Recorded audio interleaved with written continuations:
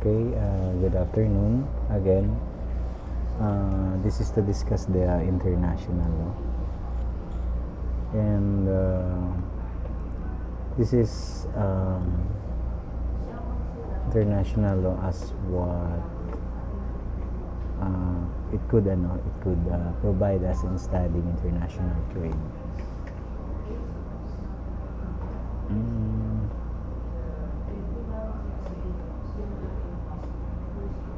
Okay, ano nga ba ang international law? So, it is a body of rules and principles of actions which are binding upon civilized states in their relations to one another. So, actually, ang international law is hindi talaga law ito eh. Nakikreate lang ito because those states na gusto ng protection or gusto ng security, they created rules and principles of action. These rules and principles of action is or are all accepted as protection ng bawat isa. Ayan. So, kumbaga, ito yung guide ng bawat isa para maiwasan na masaktan mo or ma-harm mo, ma-damage mo ang isang bansa. So, lahat nagbe-beneficio rito sa international law.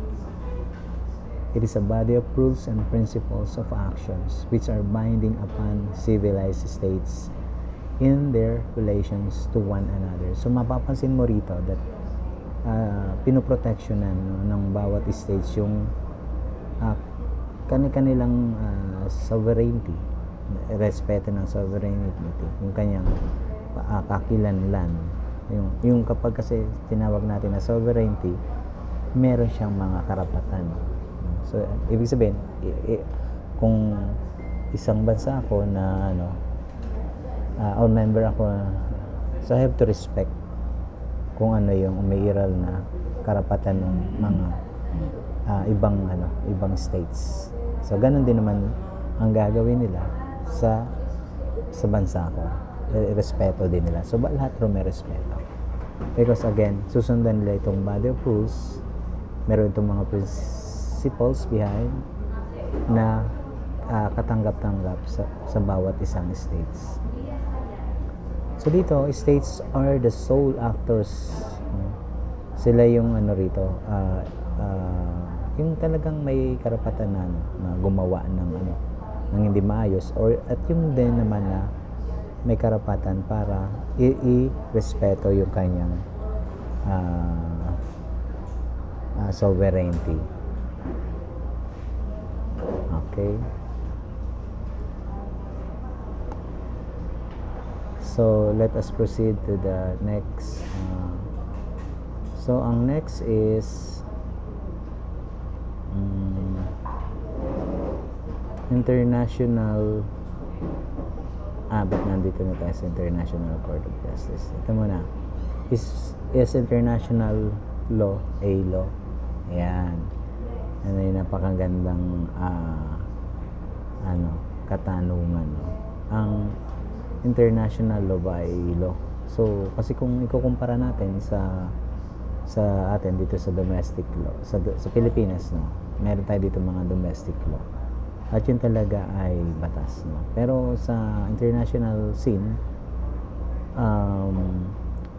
international law is hindi ang treatment sa kanya is tulad ng batas, But rules siya, o mga principles, para sa respect sa ibang mga states or bansa. Okay.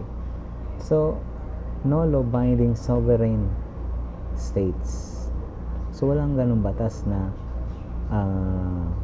dapat yun ang susundin ng isang state kung ano yung or mandatory niya sundin. Sinusunod niya because o nire-respeto niya dahil ayaw niya ng na maging maguling buong sistema. So, pwede naman yung hindi sundin, pero dapat kumalas siya sa organization. So, pwedeng gano'n, mag-solo ka lang. Pero, prone ka, no, sa pag-attack ng ibang mga, ano, halimbawa, ibang states. Kasi, nagsusolo ka, wala ka ng ano eh, wala ka ng kasama, kakampi. Eh, kung kaya mo namang ipagtanggol yung bansa mo, eh, why not?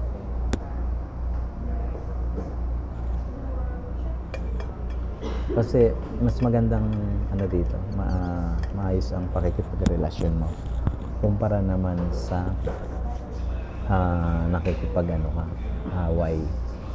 Hindi ka nakiki-cooperate. So, ganun talaga ang ano dito sa international law. No law binding sovereign states. Pwede kasi, may option kasi yung sovereign states na kumalas or mag-join. Option niya yun. Wala ring ano, tinatawag na international legislative body. Walang, sabihin natin dito sa Pilipinas, so meron tayong legislative body. Sa international, wala. Kapit sabihin natin, ay yung malalaking bansa, hindi pwede kasi dito is merong equal rights ang bawat isa. So, hindi pwedeng maging ano ang isang bansa na siya yung tatawagin mo na legislative body. There is the General Assembly of the United Nations. So instead of legislative body, ang meron ay United Nations. Pero ang United Nations is composed of different states. So itong different states na to, nagkaroon niya ng kanyang General Assembly.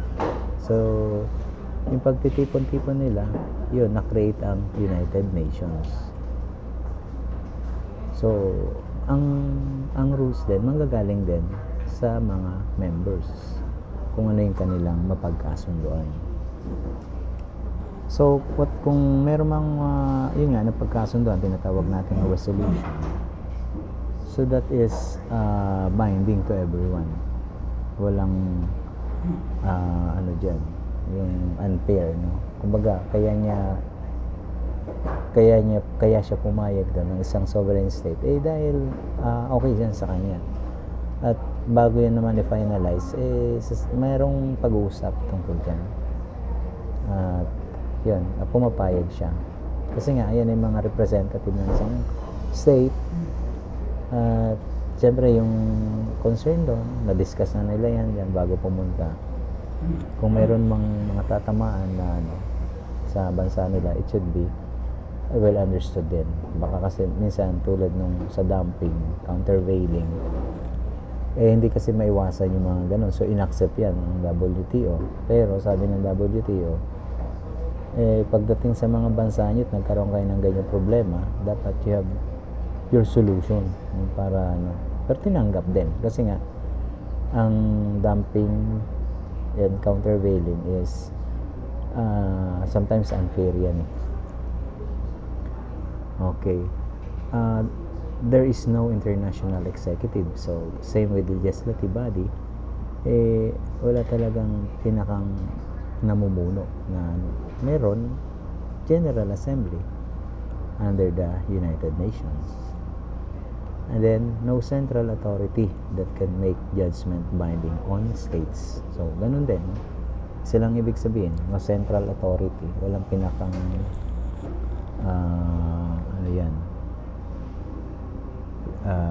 central authority.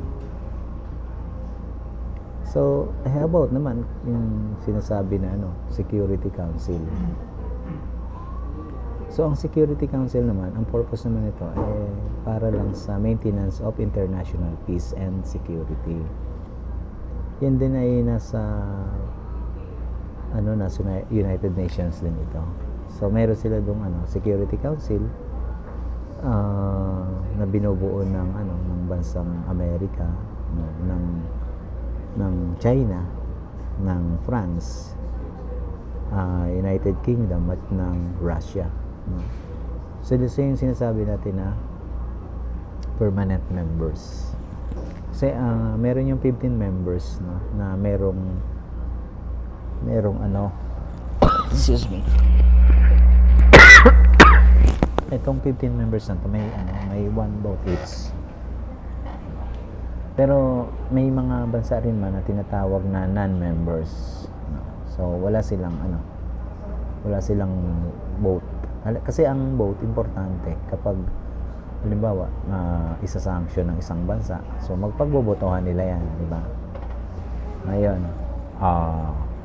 kaya how about tulad yung nangyari sa nasa gera ang Russia against Ukraine. Yung Russia member ng Security Council. Paano kaya yun? So sa buton magbebeto yun. Kasi kumbaga sarili mo papahamak. So magbebeto, sanction. So mahalaga yung yung pagkakaroon ng vote dito. So ano kaya ginagawa ng Security Council sa gera ng Russia and Ukraine? How about yung sa Israel against the Hamas na nakikita natin sa television? Although yung Israel at saka is hindi pwede ba pakialaman ng United Nations yan? Kung member lang yung bansa ng United Nations, meron siyang paki doon. Pero hindi rin pwedeng gumamit ng lahas ang United Nations. Dapat resolution ng dispute, ng pagkakasundo. Yun yung pwede nilang may mga limitation kasi itong ng United Nations. At bali, yan ay pinag-usapan din nila. No? Halimbawa, doon sa gera na yun, kung may pag-uusap before ang United Nations through Security Council na pag nagera kami, girahin nyo kami. Well, hindi gano'n, di ba? Wala namang magsasuggest na gano'n na pag nasa gera kami dalawa, durugin nyo kami. So yung United Nations, walang yan. Hindi siya pwede makialam. Kasi pwede silang propose ng solution para magkasundo. Pero yung isipin mo na nagigera tong dalawa to, pasabugin natin. Hindi ganun kasi yung bang United Nations ang magdadala ng unfair treatment do sa mga bansang yun. Siyempre, ang solution ng gagawin ng United Nations dyan pagkasundo yung mga bansang yan para matigil yung gera. Kaso siyempre, itong mga bansang involved naman, kung naumpisahan na may namatay doon sa mga citizens niya, gaganti yan, di ba? So, medyo mahirap na sabihin natin, kung ikaw yung nasa nila, katayuan, siyempre, hindi mo rin, anong gagawin mo? Dapat fair ka kasi. So, makikita natin, pinag-iisipan kung paano yung mas magandang solution dyan kapag may mga nangyayaring dispute between countries. So itong Security Council takes the lead in determining the existence of threat to the peace or act of aggression. It calls upon the parties to a dispute to settle by peaceful means. Yun. And recommends methods of adjustment or terms of settlement. Yan, ganun ang ginagawa para hindi mawi kung saan mas matinding gulo. Ang mangyayari nito kapag hindi naayos, baka may involve pa sila. So iniiwasan din yan naman ng Security Council. So laging restoration of peace and security ng bawat isa. So ito nga pala yung mga bansa na sinabi natin 15 members ng Security Council. So yung 10 na tinatawag na non-permanent members, ito yung Albania, Brazil, Ecuador, Gabon, Ghana, Japan, Malta, Mozambique, Switzerland, and the United Arab Emirates. So yung ibang members na wala doon sa 15, Kasi yung permanent naman, ito yung China, France, Russia, US, and UK. So there are other countries na tinatawag na never been members of the Security Council. More than 50 United Nations member states have never been members of the Security Council. So, pwede silang makipag-participate at then ang meeting, pero they have no vote. So, pwedeng mag-participate lang during the discussion. Air yung mga yung kind of mga concern. Halimbawa, ano ba yung pwedeng concern ng mga non-members? Siyempre, sabihin nila, hindi na kami makapili ng gasolina. Ganun. Yung epekto nung kung may problema sa bansa nila, yun ang siguro ang pwede nilang sabihin. Yeah. Pero sa boses, walang boses itong wala sa permanent and non-permanent membership. So, tingnan naman natin yung role ng aside from the Security Council, let us look naman itong International Court of Justice. Ayan. Ito kasing International Court of Justice, dating yan, korte ng na pinanggalingan ng Permanent Court of Justice ng United Nations. Ayan, meron kasi dating tinatawag na PCIJ, Permanent Court of International Justice. Na ngayon napalitan na kasi 'yon, tinawag na International Court of Justice. So pareho naman yung mga prinsipyo naman diyan, yung mga kung ano yung mga ginagawa naman dito is galing din niya sa PCIJ, sa Permanent Court. Okay. So ito yung yung pagkaka-continue ng International Court of Justice galing sa Permanent Court of International Justice.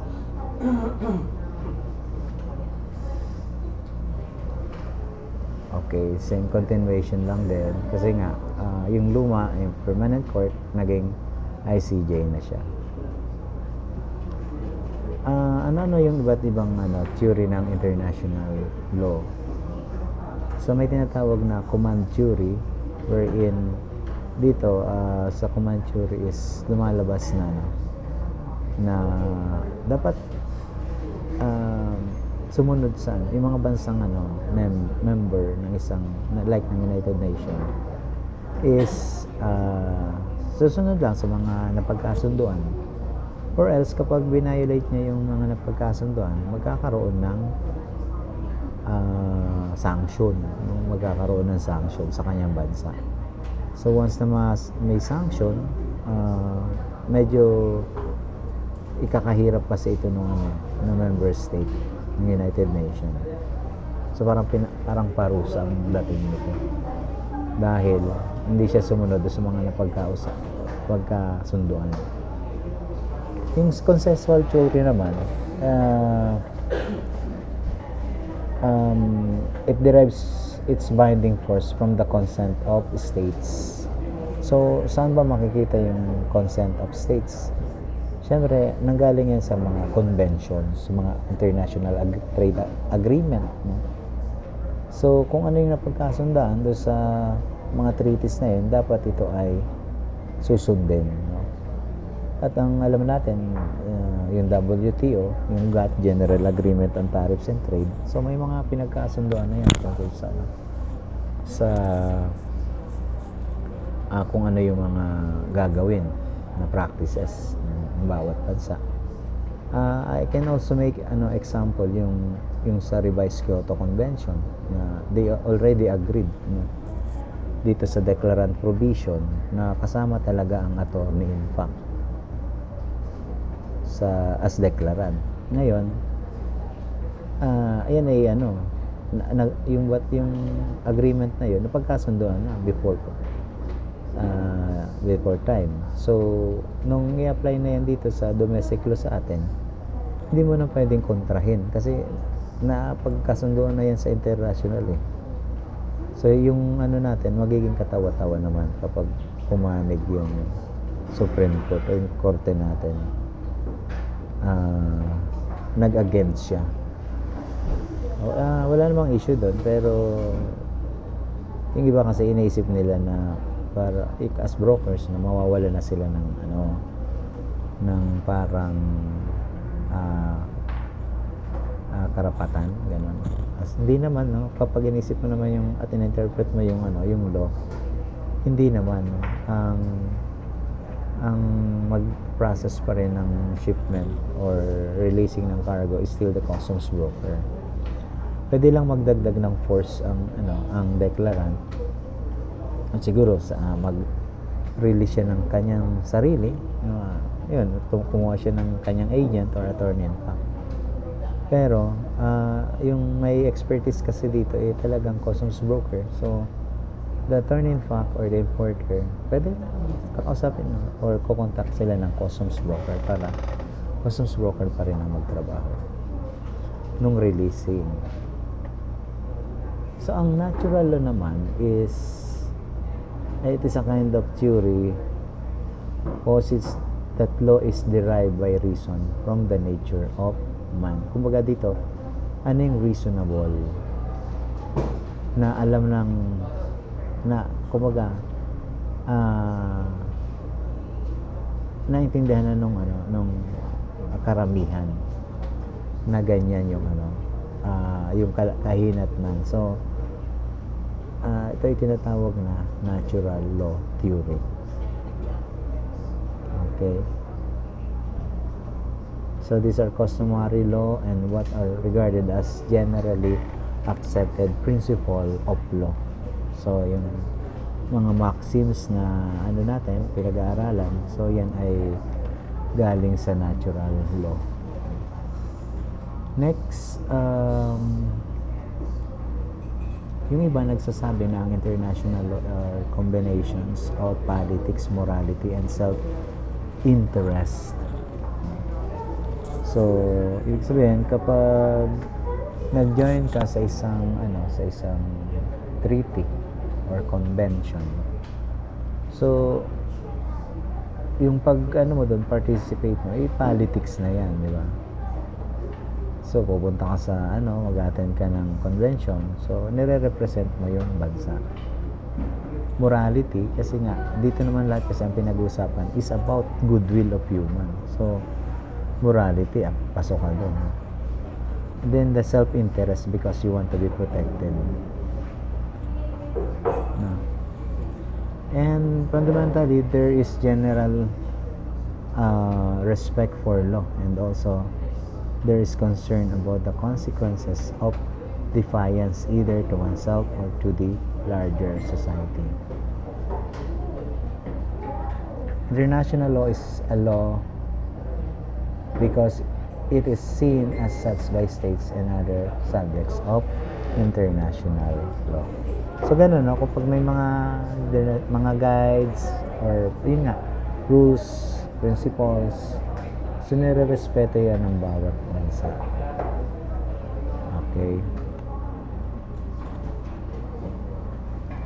So may tinatawag naman dito na public and private international law.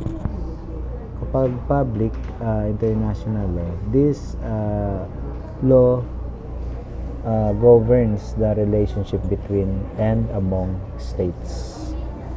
So ano ba yung relationship ng Pilipinas with other states? So sa ASEAN, a relationship ng Pilipinas sa Asia. So whatever na pagkaagrihan, yan ay yung rules na yan ang tinatawag na public international law kasi binding yan sa kanila, those states na binding yan to those states. How about yung private international law? So ang private international law naman are domestic law, yung batas dito sa atin, local, na halimbawa pwede kang kumaga, because of that law, pwede kang mag-file ng case sa ibang bansa naman. Kasi sinasabi ng domestic law natin na pwede, allowed ka. So may mga cases dito na although dito yun ang pangyayari, pero minsan pinafile nila sa US, no? So yun yung isang example ng private international law. So here merong brief historical development of international law.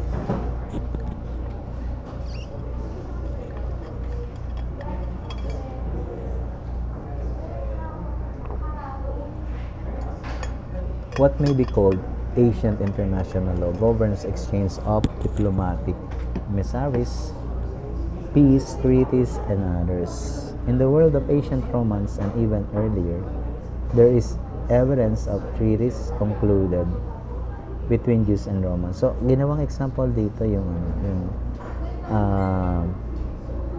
dati pa, no, sa League of Nations at yung may mga time pa ng sa Roman Empire. So at that time meron din evidence daw ng mga pagkakasundo between Jews, Romans, Syrians, and Spartans.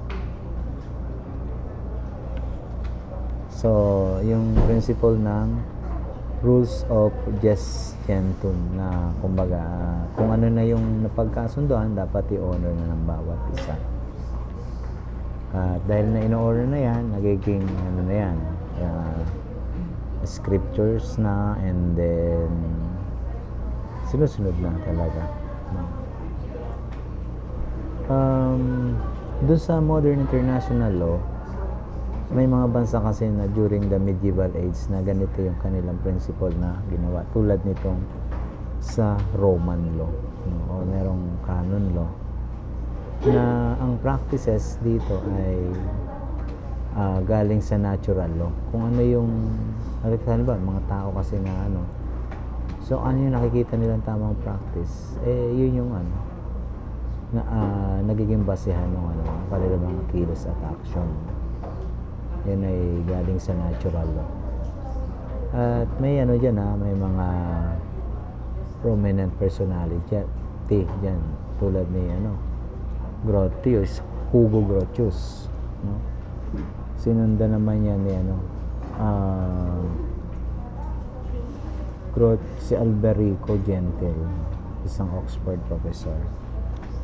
At itong si Spanish theologian si Francisco de Vitoria, and also Francisco Suarez, Samuel Pufendorf, no? Sila yung mga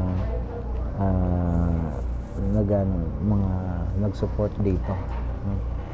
Sa Roman or canon law at that time.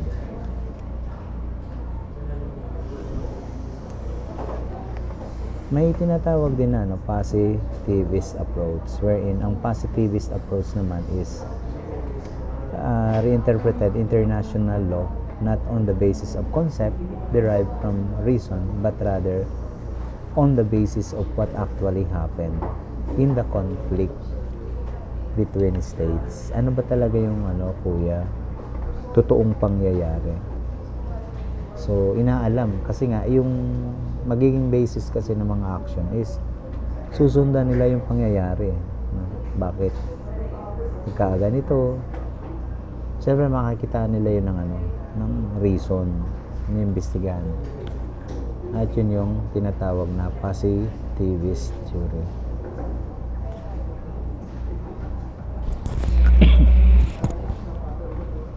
So, merong napaulat dito na mga significant milestone in the development of international law. Ito'y tatlo, no? Noong 16th century, 18th century, and noong 19th century. Dun sa 18th century, merong Peace of Westphalia, no? So, itong compact, itong agreement na to is tinapos nito yung nangyaring gera na tumagal ng 30 years. At dahil dyan, nag-create sila ng treaty para ma-stop na total yung ganong klase ng pag-aaway. Meron naman nung 18th century naman, so wherein itong Napoleonic Wars naman, di ba meron? So na nila ito, na-stop, natigil na nila dahil nagkaroon sila ng idea na magkaroon ng multilateral political and economic cooperation. So magtutulungan na lang. Nung 19th century naman, yung hindi natuloy, di ba, na Covenant of the League of Nations, or yung League of Nations. So may covenant silang ginawa, at yan yung sa covenant na yan, yung again the same concept, para mapagkasundo ang may mga problema ang bansa. At ito ay sinama nila sa Treaty of Versailles. So ang pinakang main objective ng Treaty of Versailles is to end the World War I. And then ito yung pinakang last, ito nga yung League of Nations, no? So ang League of Nations, para ma-end na yung war. Pero hindi lang man war yung yung pinakang objective nila dito, but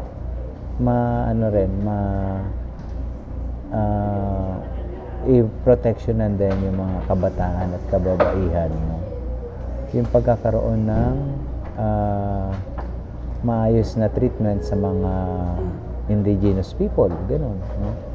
Yung pag-avoid ng human o panguhuli sa human and drug trafficking, patigil ng arms trade, kasi nga ito yung mga cause ng unfair treatment, tulad nga ng lahat dapat deserve nila ang maayos na pangangatawan, kalusugan. Tsaka yung prisoners of war, hindi mo pwedeng patayin yon, no? Pag may mga prisoners of war, so dapat may guide sa ganyan. Tsaka yun, isa yan sa mga ilan yan sa mga nangyaring ginawa nila under the societies or the League of Nations.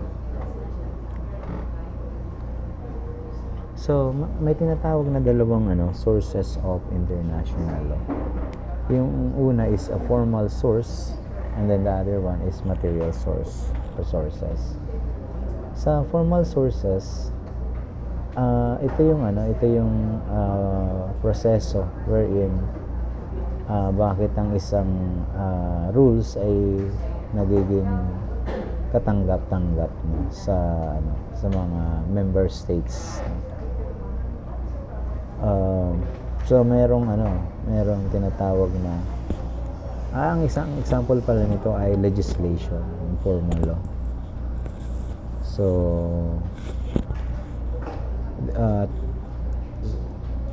are the treaty making and judicial decision making, as well as the practice of the states.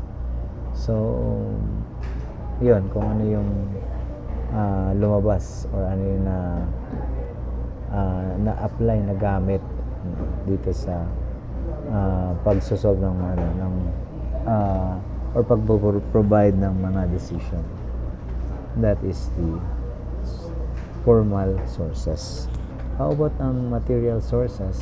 Second to the formal sources, ito naman is rules and regulation into existence, but rather within the substance and content of the obligation. So material sources, kaya ka sumusunod doon sa is dahil may obligasyon ka. Kung ano yung nakasaad sa terms and condition, that will be your obligation. So dapat alam mo yung obligasyon mo, kasi nung unang panahon ganyan nila pinopromote yan. May mga obligasyon, halimbawa may violation ka, may time na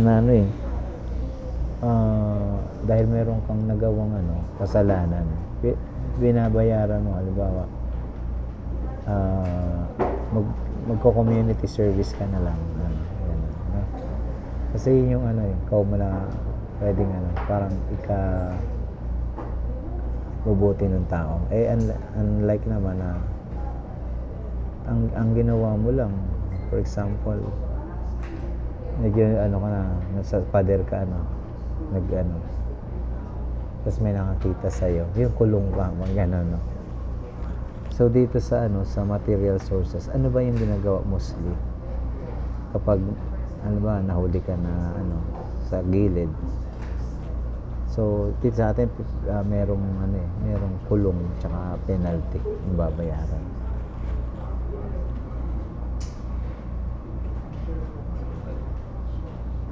So, pag in-apply mo yung material sources do sa example, eh, ang mangyayari lang is,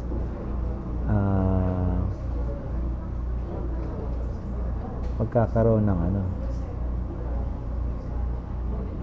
adjustment do sa ano mo, sa ginawa mo,